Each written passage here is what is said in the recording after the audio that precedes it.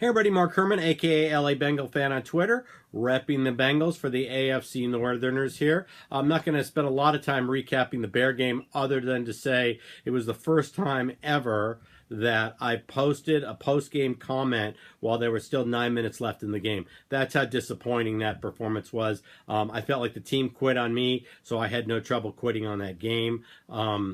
Show up and play if you want to keep me interested in the game. I just want to see effort there. I didn't care whether we really won the game or not, but I was hoping for a little more effort. Recap some of the news, and then we'll preview the upcoming game with Minnesota. Came out in the last week or two, Marvin Lewis announced that the John Ross had been concealing an injury. I don't know how much of this is true. He was placed on IR, so he's shut down. So we now officially have 1 carry and no catches. I think he was in a total of 27 snaps, but really only targeted, I think, once on a pass play and once on a wide receiver sweep. So that's it. His rookie season is now a wash.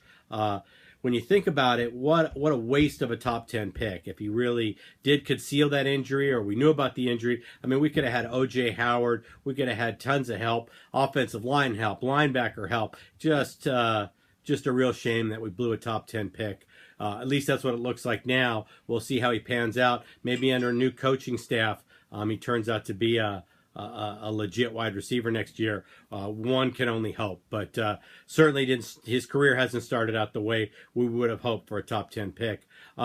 Also, condolences to the Brown family, not just for a horrible year, but Pete Brown passed away today. I guess that's Mike's brother, and he was an executive with the team. Adam Jones was put on IR, so that's going to give William Jackson starting snaps, which he should have been getting all year for the rest of the season. So we'll see more of William Jackson III, which is good. Driscoll comes off IR. He was designated for return. Don't know if we're going to be giving him any playing time. If we are going to play Driscoll or A.J. McCarron, we should be doing that with designating them for that week to start. So they get first team snaps and they get a legitimate shot to try to get some decent playing time in. What I don't want to see, like we brought McCarron in at the end of the game last week. I don't want to see that. Unprepared. Clearly the offensive line wasn't doing a good job. We weren't playing. The team was half-hearted, and you throw him out there. That's not fair to A.J. McCarron or Driscoll. So if we're going to give him playing time, which I'm all in favor of with these dead games as we're playing out the string, let's give him snaps with the first strings, prepare him, let him prepare to start, and let him start. So, just my comments there. That's just my feelings. Lewis making more stupid fucking comments every week. This week, he said either a day or two ago that it wasn't his responsibility to motivate the team. Really? You're the head coach. It's not your responsibility to motivate the team. Just more evidence that he's just quit. We've got to get rid of him. I realize that Mike Brown's paying him and he's not going to fire him till the end of the year, but just more evidence that he just needs to be shown the door. Like I said after the Bear game on Sunday, I wish his card key was deactivated the next day. Looking at this week's game, it's a tough matchup. We're revisiting Mike Zimmer, who now looking back, we should have either made Marvin GM or kind of pushed him out the door and kept Zimmer as our head coach. Unfortunately, we didn't do that, and you can see the Vikings are a high-quality, playoff-bound team. No visiting team has scored 20 points on the Vikings at home. No reason to think that we're going to break that string.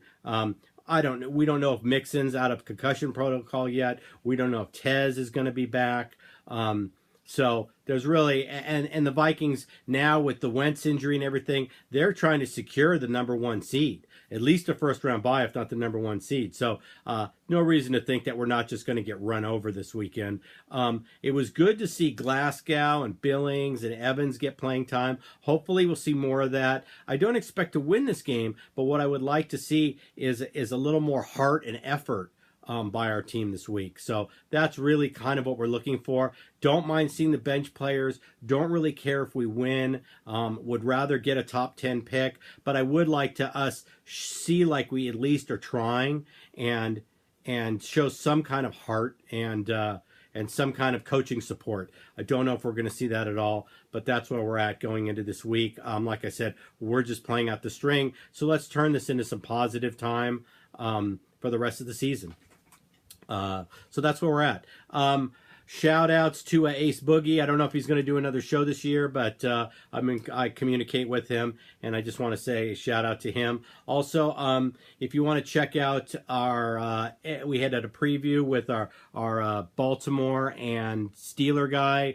They previewed their games coming up this week. You can go check out that video. I think DGBG is going to put up a Browns video at some point, so go ahead and check them out. Subscribe to this channel if you like it, and I've been taking a lot of flack for not being harsher on Mike Brown. So we're going to amend the way that I sign off. And I'm not only going to say fuck Marvin Lewis, but I'm going to say fuck Mike Brown too. Okay? I will put up some post-game comments after the game this Sunday. And like I said, fuck Marvin Lewis, fuck Mike Brown, and have a good rest of your week, everybody.